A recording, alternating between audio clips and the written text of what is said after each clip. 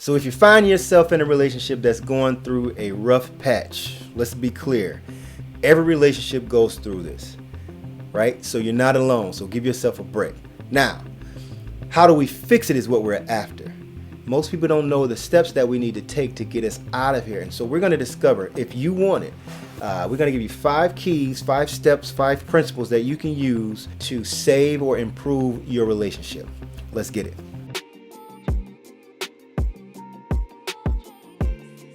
Let's be clear on the concept of what a relationship is, right? Relationship is really 2 words, but the first one is the priority. And the root word is relate.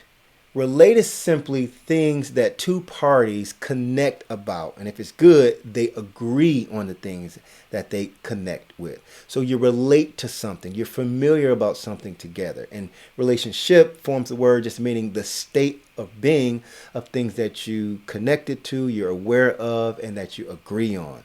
And the more things that you relate to, connect to, and agree on, the more stronger that relationship is. So how do we recover some of the things to put us in that position? So I want to give you 5 guaranteed steps. And now these are things that you have to do if you want the relationship to be better, right? Regardless of who's at fault, you just want to make it better. Now, this could be with your son, with your uncle, with your spouse, your supervisor, but we're going to kind of use the premise of a couple, right? And how you can make your relationship better. Number 1, you must learn to pay attention to what's positive about that person. So what is that? That means you need to be aware of what their gifts are, what their skills are, what their talents are, and most importantly, what are their desires? What do they want? Now, this is so important because, one, many times we could be thinking about the negative things that we're going through, where we need to refocus our attention on things that are right about a person. And everybody wants somebody to understand who they are. And so a quick example, but this goes across the board, is let's just use my wife and I.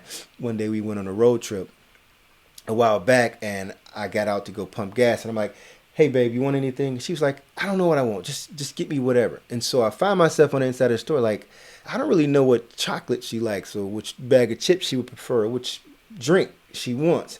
And so at that point, it was an awareness that, wow, I need to pay more attention to the things that she valued, right? So this is what I did. So I immediately began to pull out my phone, and every time she would say, ooh, I like that, or we'll walk around, or she'll order something from the fast food restaurant, I would write it out. Oh, she like pickles on a burger. Oh, she don't like this.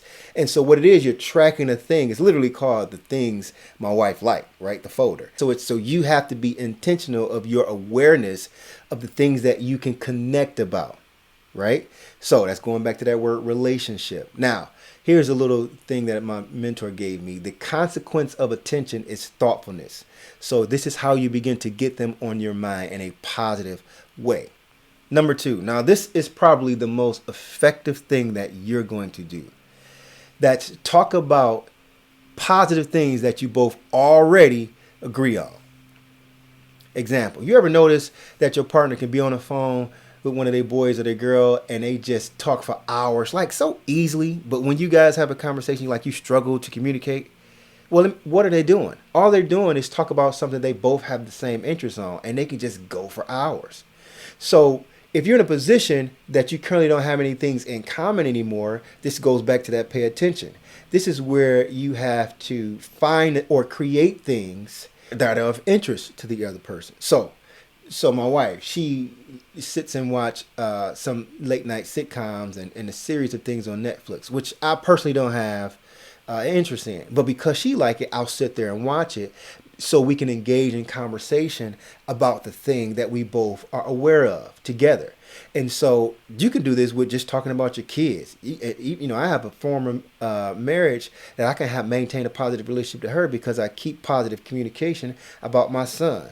So we both agree, we both have a connection about something that we want to be better. So just talk about those things. Build that relationship, and you'll see that your conversation just go and go. And the more you learn, the more you pay attention, the easier it is to talk about what you already agree upon. You both want better for your house, talk about the betterment of your house. You both want better cars, like talk about that. What do you both want more of? You want more money, talk about that. right? So you both can engage, and you can identify positive steps to get to the next level. Number 3, pray for that person. So what I mean by that, prayer is just simply communicating a positive desire. Now, whether you do that to God like I do or to the universe, it don't matter. What you're doing is you're petitioning or you're speaking, I want this for that person. I want to participate in helping this person get to there. So that's communication. So there's 3 parts that make this accomplishable and easier. The first one is you have to empathize with the person. Now, you may be currently seeing a struggle or a weakness in that person, and it's hard for you to understand why. Well, empathy says, well, I have battles. I have things about myself that I don't like, and I haven't fixed it. So there are things that they may be struggling with that they may not can change. So you have to empathize, particular to your situation, what it is about that person to help you just relax and just be grateful. Right? Number 2, you want to speak well about that person, not only in prayer, but publicly. Say positive things, whatever it is that they've done good. You speak about it. You talk about it.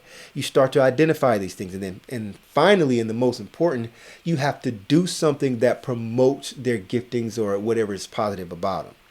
So if they wanted to start an e-commerce business and they wanted to sell crystals, right? You go search for crystals and like, hey, I found this manufacturer that maybe you can compare prices for your product.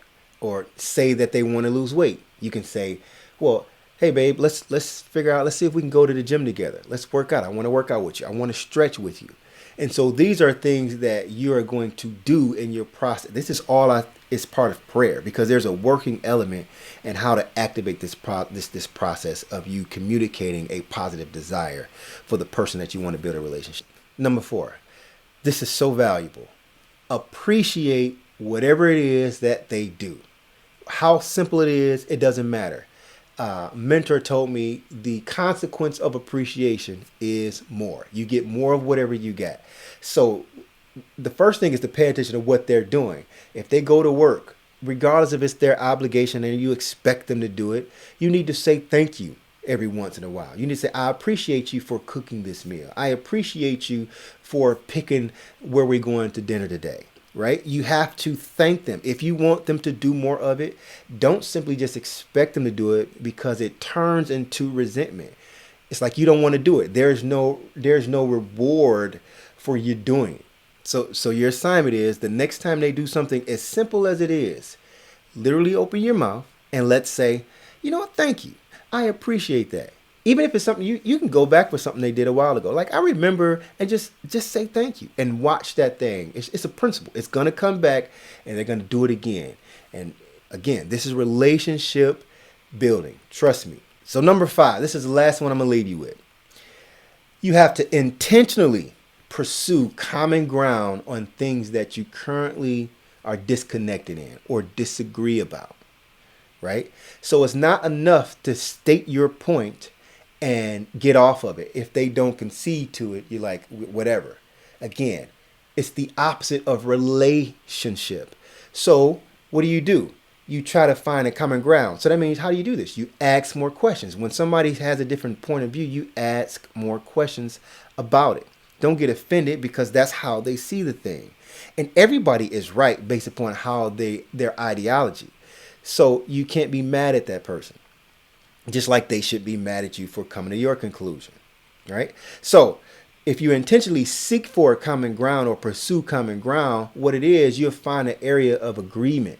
Even if it's like, we just see it differently, but there's no anger in that. And so therefore, there's, again, the building of things that you both are aware of, that is common to you both, and that you both agree, even if it's to disagree, right? So these are the 5 things that I believe that if you decide to do, that I am clear that this will change and grow and build your relationship. Now, comment if there's something down here that you would add to this list, or something that you may have a question on. Our goal is to build a community to where we catch up and answer all the questions, because that's so vital to what we're doing. Now, also like and subscribe to the channel, because every time we push a video out, you hit that bell notification. You're going to get the video first. All right, love you guys. Be blessed, and let's make it happen. Don't let the enemy take your relationship. See you in the next video.